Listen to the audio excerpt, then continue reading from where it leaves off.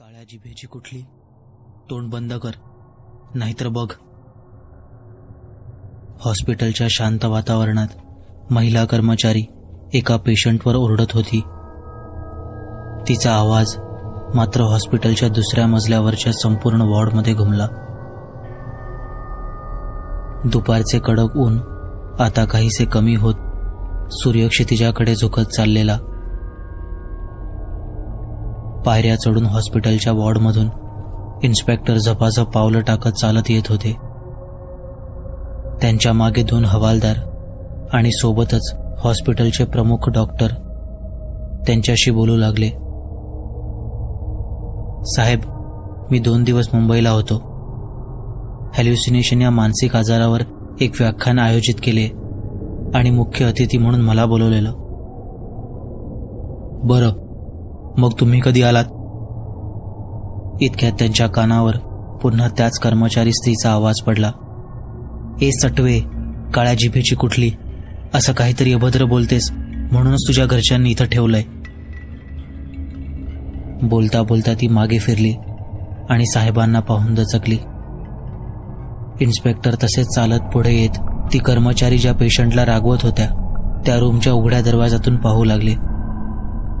काळोखानं भरलेल्या त्या रूममध्ये कोपऱ्यातून किलकिल्या डोळ्यांवरच्या चष्म्याच्या पांढऱ्या काचा तेवढ्याच दिसत होत्या.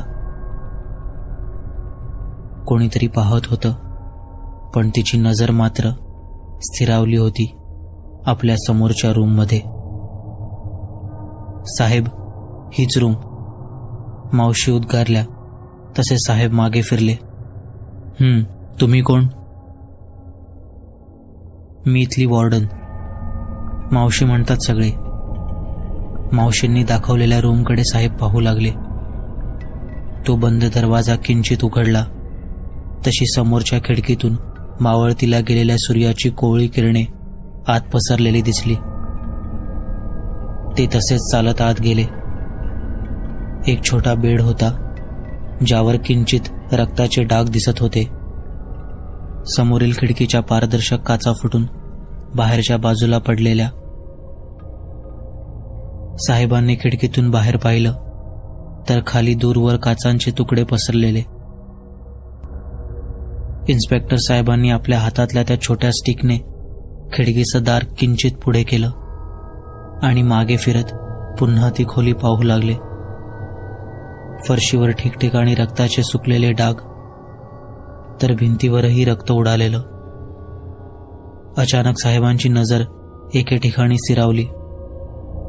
कोपऱ्यात भुवया आकसत ते खाली झुकले. तो मानवी हाताचा अर्धा तुटलेला अंगठा होता. फॉरेन्सिक टीमला नमुने घ्यायला सांगून ते त्या रूमच्या दरवाजातून बाहेर पडू लागले तशी त्यांची नजर आतल्या काळोखात दिसणाऱ्या किलकिल्या डोळ्यांवर गेली. तसा त्या खोलीतून आवाज आला. अंत झाला शेवटी.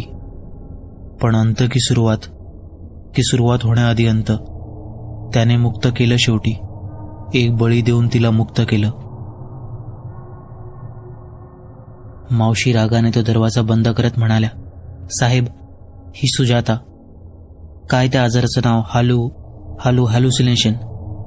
डॉक्टर जोशी उद्गारले. हा, तेच ते. भूतभीत दिसतं म्हणे तिला. काय पण नमुने येतात. त्यांच्या बोलण्याकडे लक्ष न देता इन्स्पेक्टर चालत पुढे निघाले. दोन्ही बाजूला दिसणाऱ्या रुग्णांच्या खोल्या पाहत सर्व डाव्या बाजूला मोडकळीला आलेल्या बाथरूमजवळ पोहोचले.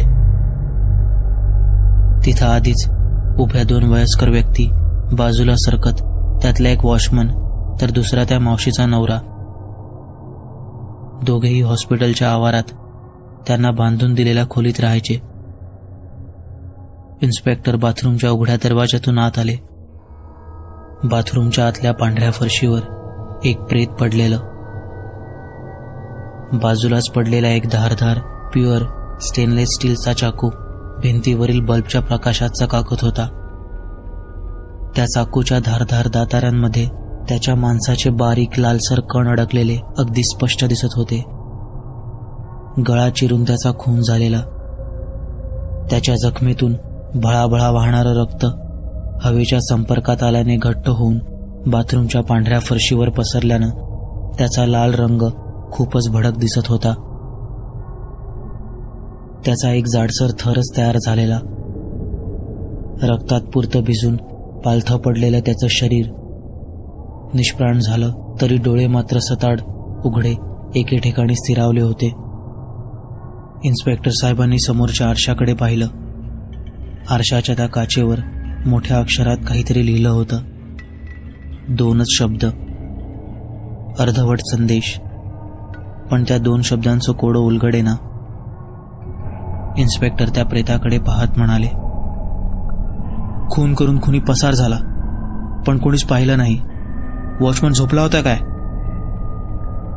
पण सर्व तसेच शांत उभे होते. साहेबांना वॉश बेसिनवर एक मोबाईल ठेवलेला दिसला.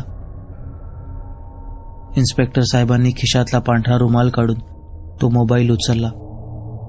साऊंड रेकॉर्डर ऑप्शन सुरू होता. एक रेकॉर्ड केलेला मेसेज मोबाईल फ्लाईट मोडमध्ये टाकलेला. मोबाईल हातात घेत त्यांनी एक नजर सर्वांकडे पाहिलं. डॉक्टर जोशी शांतपणे साहेबांकडे पाहत होते. त्यांनी तो मेसेज प्ले केला.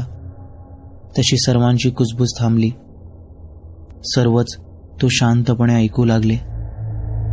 कदाचित हा खून करणाऱ्यानेच हा मेसेज ठेवलेला असेल.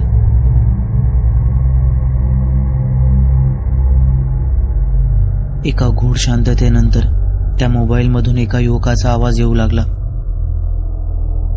प्रेम. हो, प्रेम. प्रेम आंधळं असतं असं म्हणतात. प्रेम म्हणजे या जगातली सर्वात सुंदर कल्पना. कधी नुसती कल्पना, तर कधी भयाण वास्तव. कधी सुरेख चांदणं, तर कधी भयाण काळोख. कधी आयुष्यभराची सोबत, तर कधी अर्ध्यातच शेवट. तोही भीषण, काळजाचा थरकाप उडवणारा शेवट. तुम्हीही केलं असेल प्रेम, म्हणजे अजूनही करत असाल. प्रियकर म्हणून काय करू शकतो आपण तिच्यासाठी?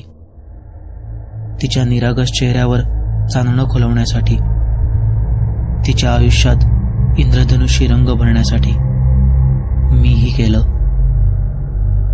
त्या आंधळ्या प्रेमाचा अंत असा रक्तरंजित होऊन संपेल हा विचारही मनात आला नव्हता. पण हा अंत होता की अंताची सुरुवात, की सुरुवात होण्याआधीचा अंत?